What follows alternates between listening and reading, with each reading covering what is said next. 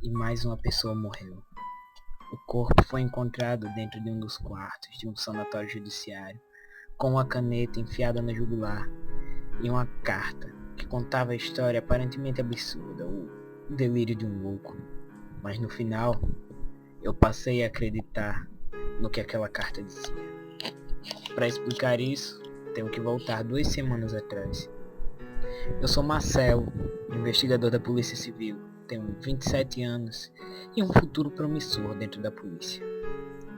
Há 2 semanas atrás fui chamado num manicômio judiciário para ver mais um caso, uma cena de crime, relato de um suicídio de um interno. Estava há 2 anos, acusado de 5 assassinatos, sendo 2 deles de sua mulher e filho. Ele abriu suas vítimas com as próprias mãos, sem deixar vestígios em seu próprio corpo. Junto dele estava um bilhete, que contava a história de um ponto de vista insano, e por incrível que pareça, bastante coeso. Observei atentamente a cena do crime. No canto da parede havia um tanto de enxofre e uma substância escura que não soube identificar. A propósito, batia com o que estava escrito na carta. Seja o que fosse, estava no canto do quarto e a vítima viu. Mas mesmo assim, nada se encaixava no natural. A única explicação era o bilhete. Resolvi então verificar as imagens das câmeras de segurança. As imagens mostravam apenas ele escrevendo a carta. Em certo ponto do vídeo, o homem olhou para o canto do quarto e eu também observei. E, embora não pudesse ver, eu percebi que algo movia as coisas numa mesinha de cabeceira que ficava próximo ao ângulo do quarto. Fiquei impressionado, mas ninguém iria acreditar se eu dissesse que o bilhete fazia sentido. Voltei para a delegacia e fui até a minha mesa para analisar algumas provas, coisas que os peritos tinham encontrado na cena do crime. Então senti que havia algo atrás de mim. Era assustadora a sensação. Algum progresso, investigador? Nada. Me parece que é só mais um suicídio comum, mas No que você está pensando? existem muitas pontas soltas nesse caso. Então prenda-se! Eu quero esse caso fechado! Tudo bem. Ele virou as costas e foi para o escritório dele. De fato, o delegado andava muito estranho. Há 2 dias ele começou a entrar em pânico e hoje ele ficou agressivo e prepotente. Olho para o chão e vejo que onde um dos pés dele pisou, ficou uma substância negra com um pouco de enxofre. Então, delegado, acabo de prender uma das pontas, pensei. Nada fazia sentido ainda. Após apanhar uma amostra do material expelido pelo delegado, decidi que iria observá-lo e segui-lo de longe para descobrir alguma coisa. Continuei olhando disfarçadamente para aquele homem o dia inteiro. Ele parecia outra pessoa. Um homem que antes era completamente calmo, como um lago, agora tinha se tornado rude e sádico. Dava para ver em seus olhos o prazer que tinha em massacrar seus subordinados.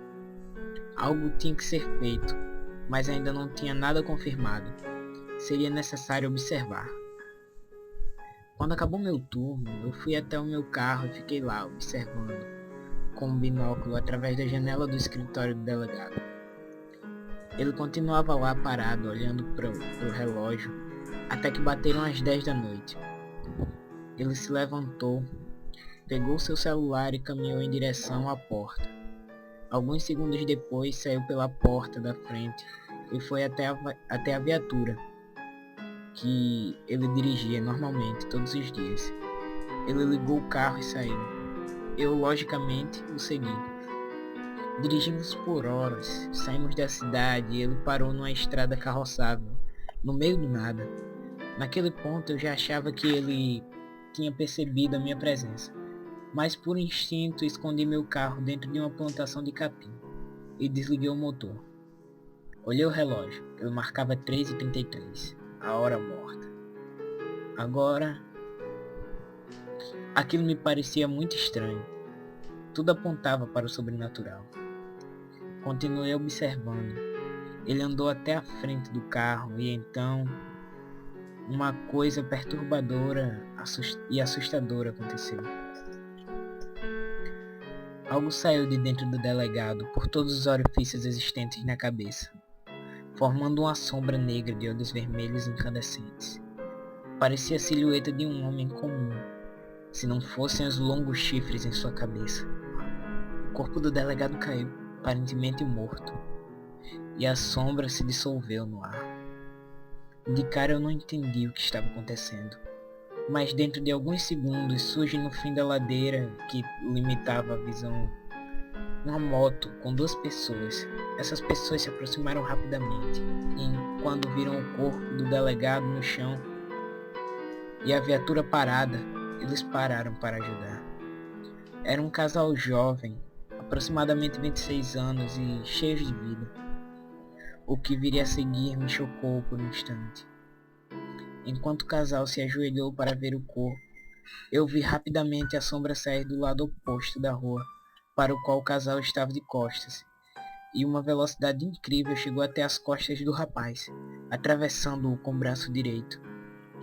Achou que iria fugir de mim?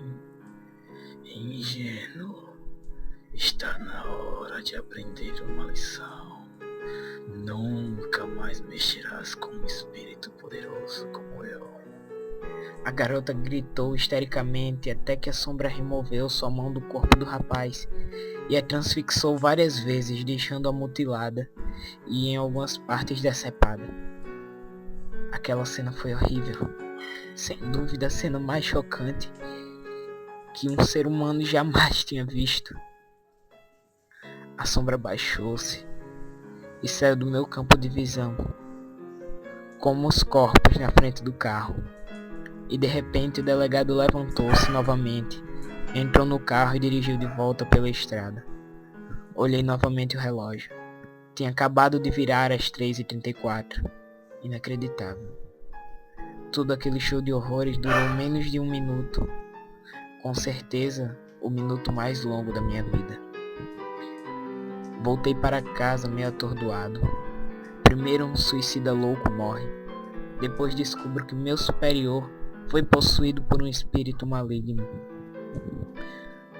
Só um bom whisky para reorganizar as ideias. Me acalmaria naquele momento. 5 doses depois eu decido ligar para o celular do delegado. Alô, delegado? Quem é? O investigador Marcelo. Por que está ligando para mim a essa hora? Enquanto dormia, um casal foi assassinado com o mesmo modus operandi do nosso suicida. Nossa. Passei a noite pensando nesse caso, delegado. Acabo de pegar todas as pontas soltas.